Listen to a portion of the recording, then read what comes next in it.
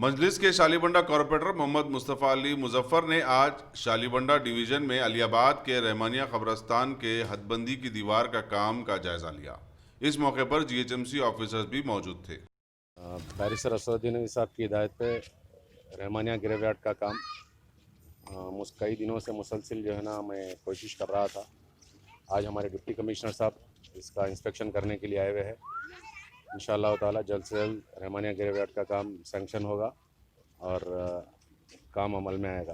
ख़ास तौर पे मौज़म साहब की निगरानी में ये काम चल रहा है और कम्युनिटी हॉल का भी प्रपोज़ल दिए हुए थे। कम्युनिटी हॉल भी सैंक्शन हो गया अलियाबाद ग्राउंड में।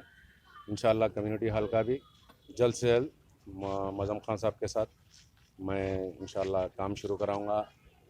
यही वीक में इंशाअल्लाह मैं हमारे सूर्य प्रकाश साहब, डिप्टी कमिश्नर साहब और एग्जीक्यूटिव इंजीनियर महबूब साहब और असिस्टेंट इंजीनियर माजिद साहब और हमारे डिप्टी साहब के साथ ये दौरा किया।